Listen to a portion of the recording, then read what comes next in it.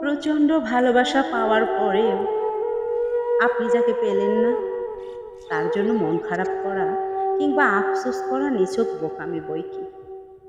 আফসোস তো সে করবে যে আপনার কাছ থেকে এত ভালোবাসা, যত্ন, আদর পাওয়ার পরেও আর একটু ভালো থাকার জন্য অন্য কাউকে বেছে নিয়েছে।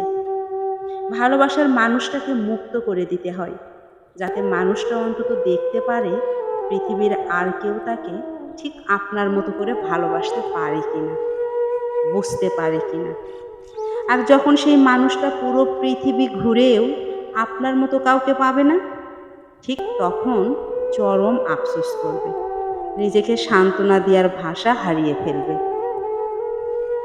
আপনাকে কষ্ট দিয়ে অন্য কোথাও সুখ সে কোনোদিনও পাবে না, এটা নিশ্চিত থাকুন।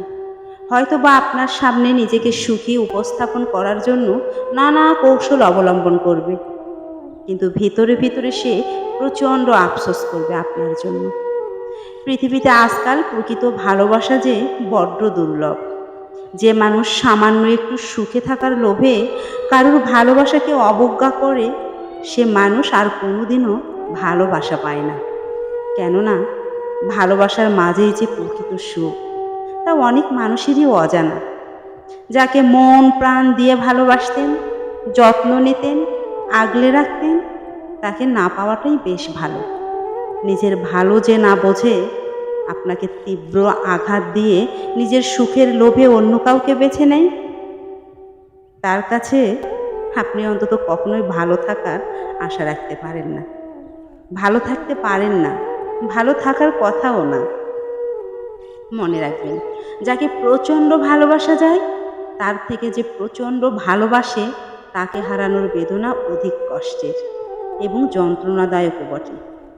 আজ ভালোবাসার মানুষটাকে না পেয়ে আপনি যে আঘাত পাচ্ছেন, নিজেকে তিলে তিলে শেষ করে দিচ্ছেন, সে মানুষটাও একটা সময় ঠিক আপনার থেকে দ্বিগুণ কষ্ট পাবে, কেবল আপনার থেকে পাওয়া প্রচণ্ড ভালোবাসা, যত্ন এবং আদরের কথা মনে করে। বিশ্বাস করুন, অবশ্যই পাবে। ভালোবাসার সময় কখনো কারোর কাছে তার দেনা পাওনা বাকি রাখে না, সময় মতো সুদে আসলে সব শোধ করে দেয়। অতঃপর আপনি একটা সময় ঠিকই তার স্বার্থপরতার কথা ভেবে নিজেকে বদলে নেবেন, গুছিয়ে নেবেন, কষ্টকে জয় করে নিজে ভালো থাকা শিখে যাবেন। আফসোস কিংবা আক্ষেপ আপনার জন্য নয়, বরং তার জন্য, যে আপনার অসীম ভালোবাসাকে মূল্যহীন মনে করে নিজেকে বিকিয়ে দিয়েছে অন্য কারোর মিথ্যে মায়া এবং ছলনার ভালোবাসায়।